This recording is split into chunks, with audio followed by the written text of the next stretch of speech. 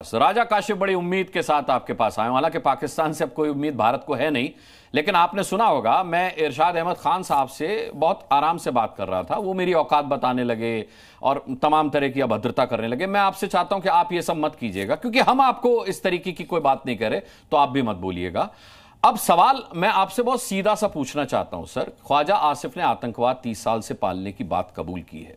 पहला सवाल मेरा यह है कि जो आतंकी संगठन हिंदुस्तान में आतंकी वारदातों को अंजाम देते हैं, क्या यह सच नहीं है कि वो पाकिस्तान में खुलेआम घूम रहे हैं? उनके सरगनाओं को पाकिस्तान में सिक्योरिटी दी जाती है। आप विश्व मंच पर तो यह कहते हैं कि पाकिस्तान भी आतंकवाद का एक दंश झेल रहा है, लेकिन दूसरी तरफ आपके रक्षा मंत्री इस बात को मानते हैं कि वो 30 साल से आतंकवाद को पाल रहे हैं। बिलावल भुट्टो पीपीपी जिनकी पार्टी है सर, उनकी माताजी जो थी बेनजीर भुट्टो, वो आतंक का शिकार हुई, उसके बावजूद वो इंडिया की ईंट से ईंट बजाने की बात कर रहे हैं। आपके यहां एक ट्रेन का अपहरण बलूच आर्मी कर लेती है तो उसको छुड़ाने में आपके पसीने छूट जाते हैं। आप भारत से मुकाबला करेंगे। आपकी मरियम नवाज कहती है कि हमारे पास परमाणु बम है। हमने तो परमाणु परीक्षण किया हुआ है सर।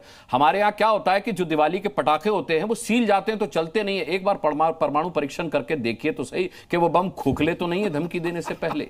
क्या जवाब है सर राजा काशिफ? आपका गंभीर चिंतन होना चाहिए। आप लोग मजाक में ले रहे हैं इसको।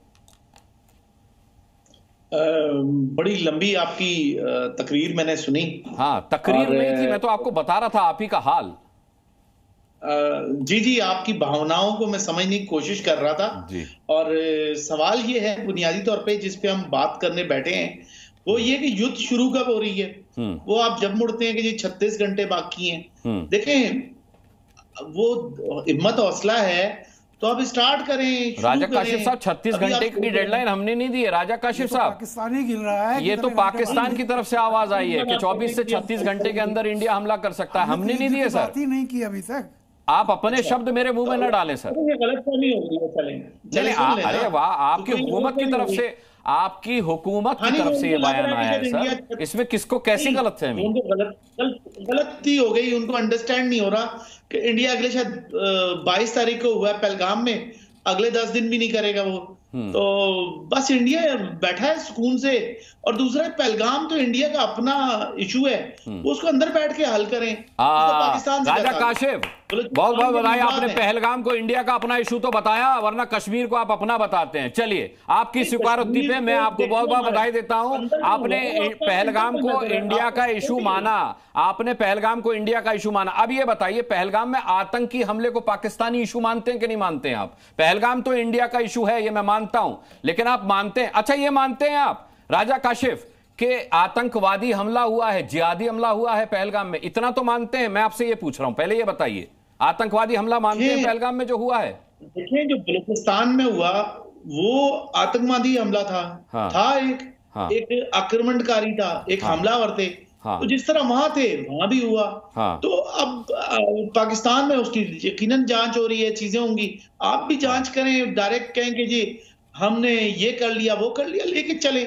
आप ही के यहाँ का मीडिया, आप ही की कांग्रेस कह रही है कि ये इंडिया का, ये बीजेपी के अपने मामलात हैं। अच्छा, दूसरा ये कि बात आपने बड़ी अच्छी की और मुझे बड़ा क्या कहना चाहिए, बड़ा आनंद मिला कि ये 36 घंटे 40 घंटे एक हफ्ता भारत के लिए अब इशू नहीं है। और दूसरा, उन्होंने जंग करने की इनकी ख्वाहिश नहीं है। आप ये कहना चाहते हैं कि इस तरह का कोई आपकी भावनाएं नहीं है कि आप युद्ध में कूदेंगे। राजा काशिफ साहब, जंग ना मैं चाहता हूं और राजा काशिफ ना जंग आप चाहते होंगे। ह्यूमन बीइंग, एक ह्यूमन बीइंग के तौर पर अगर हम जहनियत तौर पर बात करें, इंसानियत की बात करें राजा काशिफ, तो आप भी बहुत अच्छे आदमी हैं और इतना बुरा आदमी मैं भी नहीं हूं। ठीक है, जंग हम नहीं चाहते और इस डिबेट में जितने लोग मौजूद हैं वो कोई जंग नहीं चाहता। सवाल यह है कि खून की नदियां बहाने की आवाज आपकी तरफ से आई है सर, ईंट से ईंट बजाने की आवाज आपकी तरफ से आई है सर, आग लगाने की आवाज आपकी तरफ से आई है, कश्मीर का नक्शा बदलने की आवाज आपकी तरफ से आई है। देखें, कश्मीर का नक्शा तो आपके सामने जो बदल रहा है वो खून से ही बदल रहा है। और चाहे वो कहीं भी, देखें, सिर्फ कश्मीर नहीं, दुनिया की कोई भी जगह हो जहां खून बहता है वो कोई अच्छी बात तो नहीं है। बिल्कुल ठीक। और दूसरा ये कि भारत को टेक्निकली अपनी चीजों की जांच करनी चाहिए अगर वो चाहता है कि पॉलिटिक्स चले। और दूसरा ये कि आपने बात की, इंडिया का कॉन्स्टिट्यूशन है, उसमें भी ह्यूमन राइट्स हैं, फिर टेक्निकल और बहुत से राइट्स हैं। और आप भी समझते हैं कि जो इंडस वाटर ट्रीटी है उस पे जाके कहना कि जी हम ये नहीं करते। अब अच्छा मैं एक चीज और भी कहूंगा अनुराग साहब, मैं ये नहीं कह रहा कि इंडिया ने वो ट्रीटी को कहा कि जी हम वो सस्पेंड कर रहे हैं तो गलत है। मैं कह रहा हूं पाकिस्तान ने भी कहा शिमला एग्रीमेंट को हम खत्म कर रहे हैं, तो वो भी गलत कर रहा है। देखिए टेक्निकल ये बातें नहीं होती। अगर इंडिया ने कह दिया तो इनको भी नहीं करना चाहिए था कि हम शिमला एग्रीमेंट को वो कर रहे हैं, क्योंकि देखें इस तरह चलेगा तो फिर तो वॉर क्या, मेरे ख्याल में इससे भी बहुत ज्यादा अजीबोगरीब चीजें हो जाएंगी। बहुत अच्छी बात कर रहे हैं राजा कश्यप, मैं आपको आगे भी सुनूंगा। ठीक है